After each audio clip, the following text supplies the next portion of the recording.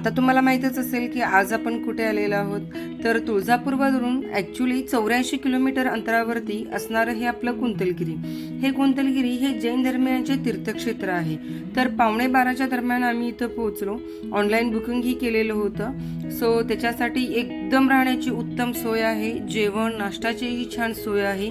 इकडे तिकडे राहण्यापेक्षा ना की तुम्ही कुंतलगिरी हे असं ठिकाण आहे की निसर्गरम्य वातावरणामध्ये आहे. सो इथं राहण्यासाठी मी आवर्जून तुम्हाला सांगेन की आसपास कुठं राहण्यापेक्षा की कुंतलगिरीमध्ये नक्की या. उत्तम म्हणजे अतिउत्तम राहण्याची इथे सोय आहे. आणि अशा पद्धतीने आम्ही रात्री छान झोपी गेलो आणि दुसऱ्या दिवशी 6:45च्या दरम्यान आम्ही इथं पहाड चढण्यासाठी निघालो. बाकी सगळे झोपलेले होते. मी आणि प्राजक्ता सकाळी लवकर उठून म्हणजे श्रीषा उठायच्या आधी आम्हाला छान दर्शन घ्यायचं होतं आणि 7 वाजता पूजा होणार होती. म्हणून हार्डली 10 ते 15 मिनिटात वरचं पहाडचं दर्शन घेऊन आपण खाली येऊ शकतो. वरती असे टोटल टेकडीवरती 7 मंदिरं आहेत आणि आपल्या पायथ्याशी टोटल 4 मंदिरं आहेत. टेकडीवरचं मंदिर आणि आजूबाजूचं दृश्य ना तर खरंच खूप छान आहे. प्राचीन काळी हा प्रदेश कुंतल देशाचा भाग होता. यावरून या टेकडीचे कुंतलगिरी असे नाव पडले असावे असं तरी माझ्या वाचनात आलेलं होतं. भगवान कुलभूषण, भगवान देशभूषण या जैन साधूंच्या वास्तव्यामुळे या स्थानाला ना की धार्मिक महत्त्व प्राप्त झालं. कुंतलगिरीच्या पहाडावर भगवान देवभूषण व भगवान कुलभूषण मंदिर, शांतीनाथ मंदिर, भगवान आदिनाथ मंदिर, भगवान अजितनाथ, नंदीश्वर अशी मंदिरं सुद्धा आहेत तिथे. आणि बाहुबली भगवंतांची 17 फूट उंच अशी भव्य मूर्ती सुद्धा इथं विराजमान आहे. तसेच डोंगराच्या पायथ्याशी भगवान नेमिनाथ, भगवान महावीर, रत्नात्रय पंचमेरू व समवशरण हे मंदिर सुद्धा खाली आहेत तिथे. आणि इथे वरती गेल्यावरती एवढा निसर्गरम्य वातावरण छान होता ना की तिथेच 2 दिवस राहावं अशी इच्छा होत होती. एकदम शांतता, छान वारा आणि नंतर ना असं एवढं वातावरण शांत होतं ना तिथले.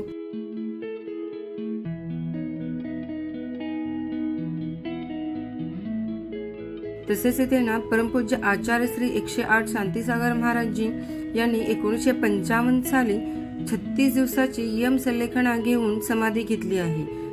संत म्हणून जैन धर्मीयात यांच्या मानाचे स्थान आहे. तसेच 108 ऋषभसागर महाराज यांनीही येथे वर्धपूर्ण समाधी घेतली आहे.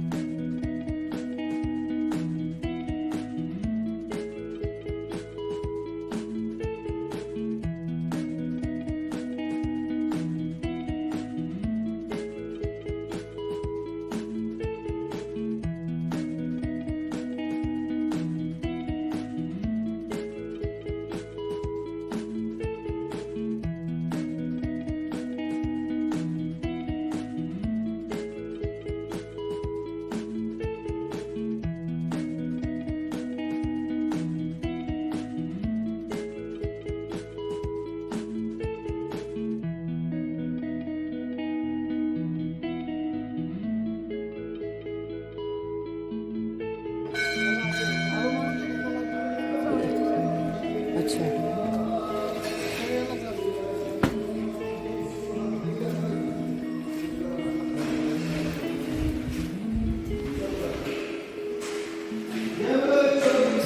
भगवान की जय.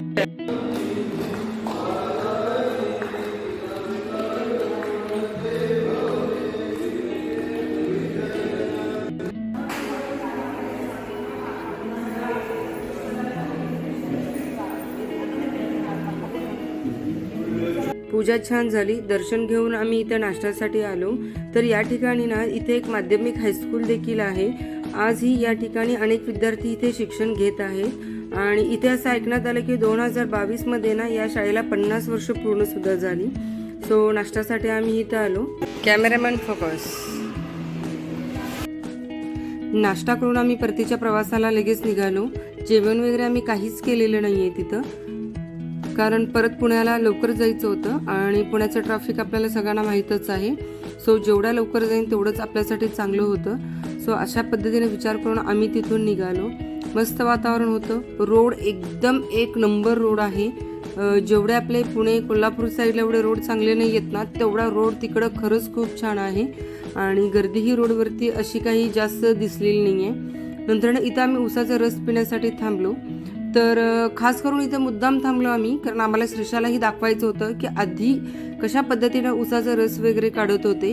कारण जे आजकाल मशीन्स वगैरे आलेत ना, तर वाटतं की खरंच एका पॉईंट नंतर असं वाटतं की खरंच आपले मशिनरी किंवा आजच्या जगामध्ये जे काही सुधारणा होत आहेत ना, ते ना की ड्रॉबॅक्सही आहेत आणि ॲडव्हान्टेजही आहे त्याचं, नो डाऊट.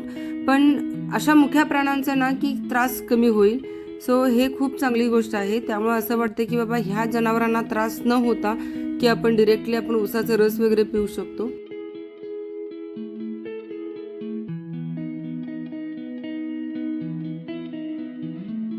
थोडं त्या साईडला पाणी कमी आहे असं आम्हाला जाणवलं. गरमी तर खूपच होती, नो डाऊट हे सगळीकडेच आहे सध्या. पण पाणी थोडीशी त्या साईडला कमी आहे, कारण भले मोठी अशी पाण्या साठवण्यासाठी रांग लागलेली आहे.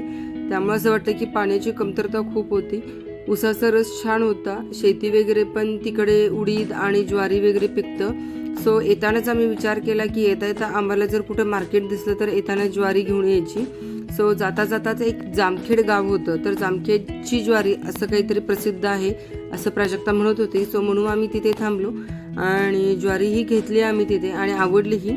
म्हटलं की चला आपण भाकरीही करून बघू आपल्या ह्या इकडच्या ज्वारीचे कशी होते. स्वस्त म्हणण्यापेक्षा एवढं काही फरक जाणवला नाही आहे, पण ज्वारी छान आहे आणि तिकडून ज्वारी आणायचं आणि करायचं वगैरे छान असतं असं म्हणतात. सो त्यासाठी आम्ही तिथून आणली. मस्त असं जेवण केलं आणि परत पुण्याला आलो. व्हिडिओ कसा वाटला, आवडल्यास लाईक करा, शेअर करा, सबस्क्राईब करायला विसरू नका. आणि असेच आपले ब्लॉग्स येत राहील. सबस्क्राईब करा, त्यामुळे अजून मला मोटिवेट होऊन जाईल आणि अजून छान छान व्हिडिओ घेत येत जाईन. आपले रेसिपी असेल, ब्लॉगिंग असेल, रोड ट्रिप असेल, आपली जे काही गोष्टी इम्पॉर्टंट्स आहेत आणि जे काही गोष्टींमधून तुम्हाला काही शिकण्यासारखं म्हणजे अशी काही मी खूप मोठी नाही आहे, पण जे काही वाटतं मला शेअर करावं मी ते करते. चला तर please do subscribe. Bye bye.